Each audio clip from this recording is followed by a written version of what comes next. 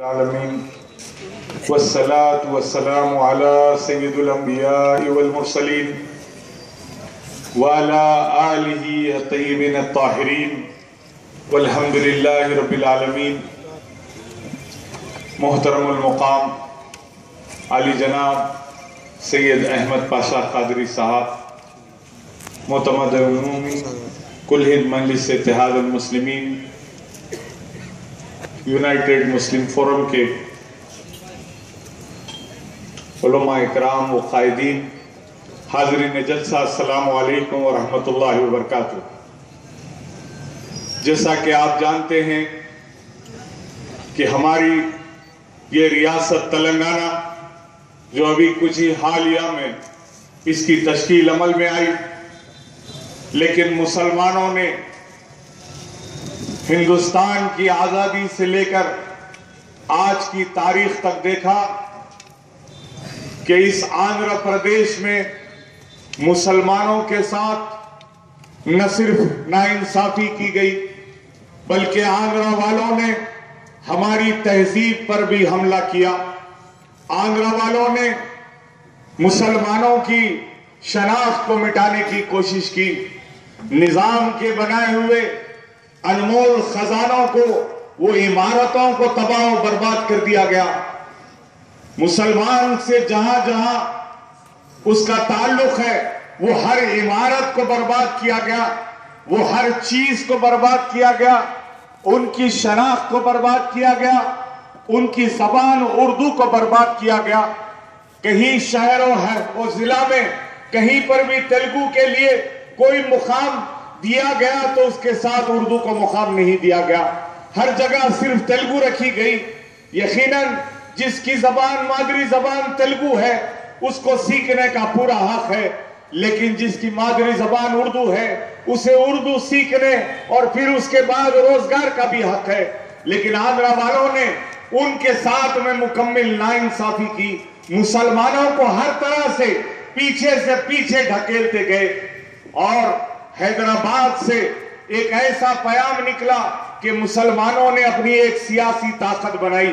مسلمانوں نے اپنے نمائندوں کو ایوان اسمبلی میں اور پارلیمنٹ میں بھیجایا اور اپنی طاقت کے بل بوتے پہ کامیابی حاصل کی. لیکن حکمرانوں نے مسلمانوں کو ہر طرح سے دبانے کی کوشش کی.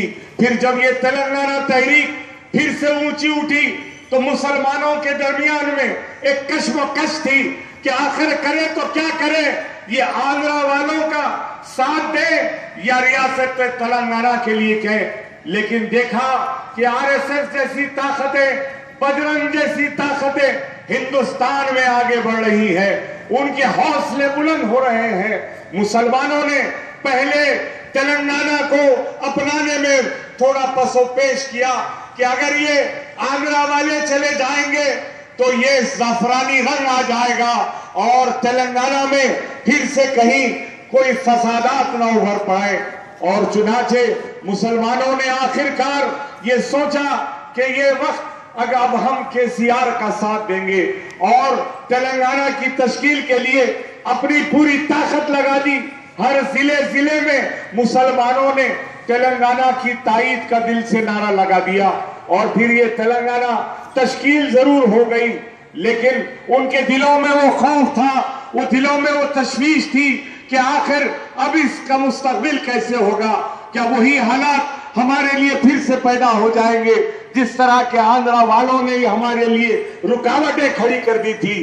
لیکن KCR چیف منسٹر صاحب نے مسلمانوں کو دلاسا دیا کہ میں مسلمانوں کے ساتھ ہوں، آپ کے لیے میں ڈپٹی چیف منسٹر بناتا ہوں، میں اردو کے لیے پورا انصاف کروں گا، مسلمانوں کو ساتھ لے کر چلوں گا.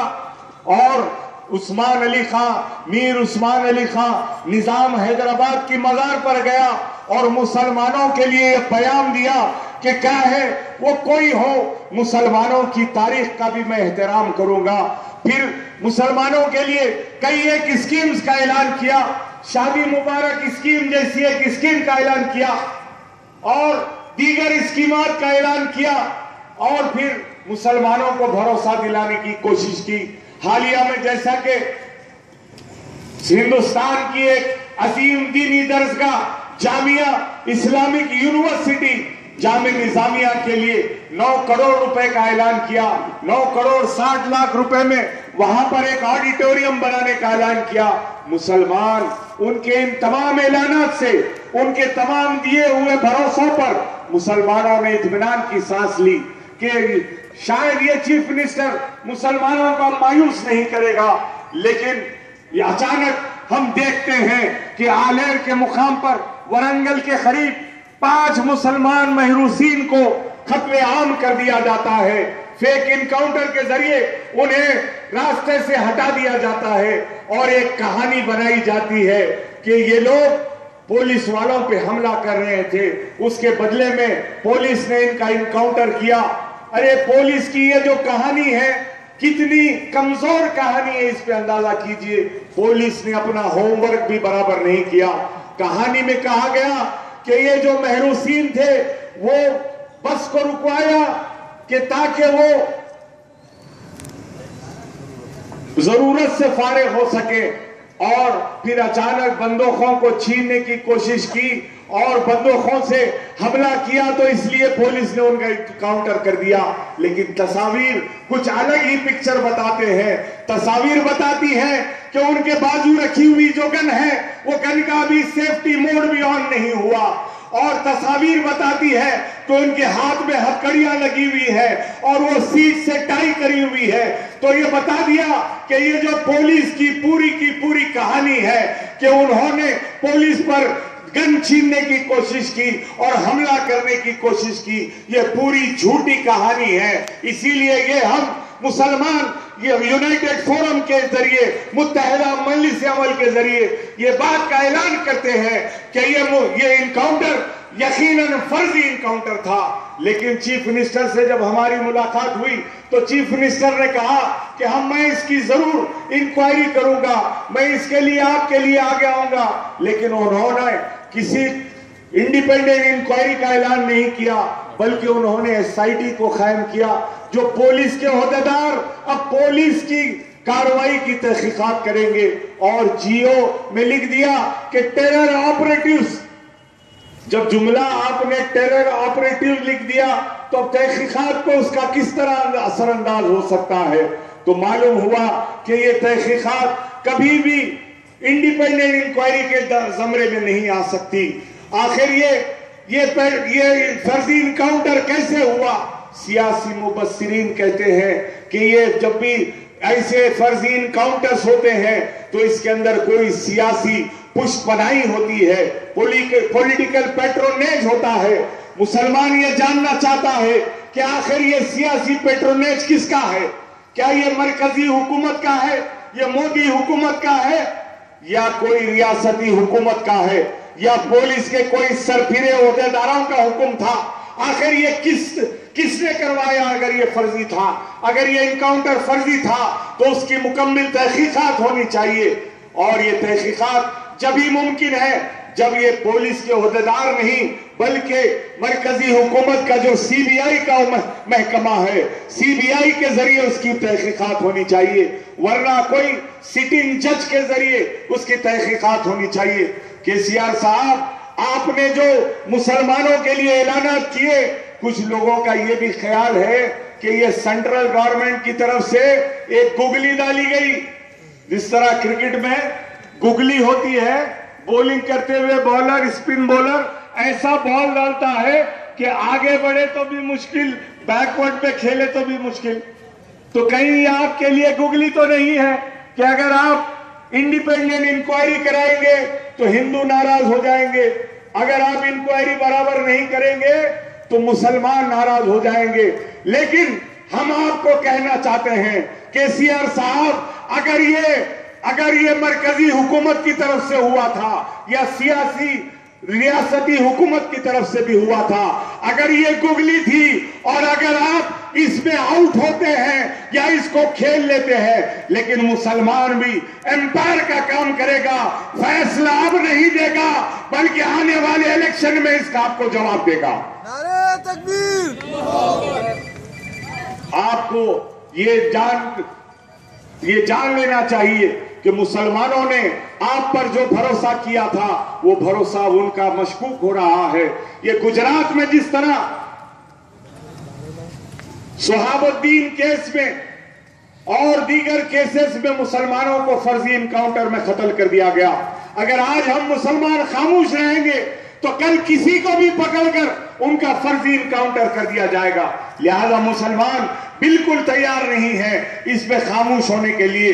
اور ایک رائے مسلمانوں کے درمیان بلکہ سیاسی مبصرین کے درمیان ہے۔ آج ہندوستان کا کوئی T V channel, national T V channel جو آپ دیکھتے ہیں، وہ چاہے وہ ٹائمز ناؤ ہو یا دیگر کوئی ہو، CNN، IBN ہو، NDTV ہو، سہارا ہو یا زی ٹی وی ہو، جو چاہے آپ ٹی وی دیکھیں، وہاں پر جہاں کہیں بھی نیشنل ڈیبیٹس ہوتے ہیں، مباحثے ہوتے ہیں اور مسلمانوں کے متعلق کسی طرح بھی اگر کوئی مباحث ہو رہے ہیں تو آپ دیکھتے ہیں کہ مجلس اتحاد المسلمین کے صدر بیرسٹر اسد الدین اویسی صاحب مسلمانوں کی نمائندگی کرتے ہوئے نظر آتے ہیں اور ایسی زوردار نمائندگی کر رہے ہیں۔ اور مہاراشٹر میں بھی مجلسی قیادت نے اپنے سکے جمع کر دکھایا، اسمبلی میں بھی کامیابی حاصل کی اور کونسلر الیکشن میں بھی کامیابی حاصل کی۔ تو کہیں یہ سازش یہ تو نہیں ہے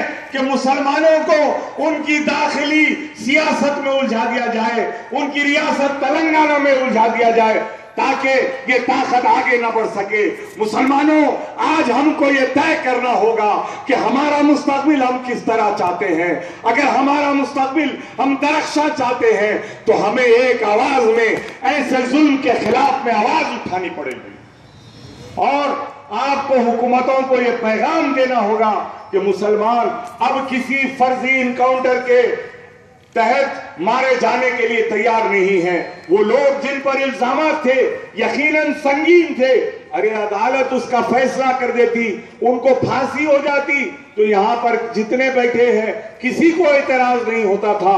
جیسا کہ بیرسٹر اسد الدین اویسی صاحب نے کہا تھا کہ بامبے کے 26/11 کے جو بم بلاسٹ ہوئے اس میں اجمل قصب کو پھانسی ہوئی، ہم کو کسی کو اعتراض نہیں ہوا۔ کیوں نہیں ہوا؟ عدالتی پوری کاروائی مکمل کی گئی، پوری بات عدالت نے سنی، ہر دو کا فیصلہ سنانے سے پہلے ہر دو کی بات کو سنی، عدالتی کاروائی پوری کی گئی، جوڈیشل سسٹم کو ریسپیکٹ کیا گیا۔ So that judicial system, why it has not happened here? Why it was not implied here? So مسلمان یہ بات پوچھنا چاہتا ہے کہ اگر آپ عدالتی نظام کو برباد کر دیں گے، کیسیار صاحب، یہ عدالتی نظام اگر برباد ہو جائے گا تو پورا سسٹم بکھر جائے گا، پھر کوئی طاقت اس ریاست کو نہیں بچا سکتی۔ اگر آپ کو اپنی ریاست کو سنہرا بنانا ہے، اگر آپ کو اس ریاست کو آگے لے جانا ہے تو آپ کی قانون کی حفاظت کرنی ہوگی، پاسداری کرنی ہوگی۔ اور مسلمانوں کو یاد رکھو، کوئی بھیک نہیں چاہیے، ارے ہمیں وہ حق دے دو جو جمہوریت نے ہمیں عطا کیا ہے، وہ حق دے دو جو قانون نے ہمیں عطا کیا، دستور نے عطا کیا، بحیثیت شہری عطا کیا، بحیثیت مسلمان عطا کیا۔ وہ جو وقار احمد اور دیگر انکاؤنٹر میں مارے گئے تھے وہ شہری تھے، ان کو حق تھا کہ عدالتی کاروائی وہ پوری کر سکے۔ بحیثیت مسلمان ان کی حفاظت کرنا حکومت کی ذمہ داری تھی، جو حکومت نے ناکام کی۔ آپ اپنا محاسبہ کیجئے، اپنی انکوائری کا پھر سے تجدید کیجئے، CBI یا سٹنگ جج کے ذریعے آپ اس کا اعلان کریے، ورنہ مسلمان اپنا احتجاج بلند کرتے رہے گا، اپنی آواز کو اٹھاتا رہے گا۔ وصلی اللہ تعالی علی خیر خلقہ سیدنا مولانا محمد وآلہ وصحبہ اجمعین والحمدللہ رب العالمین۔ ماشاءاللہ، دامت برکاتہم، امیر امارت ملت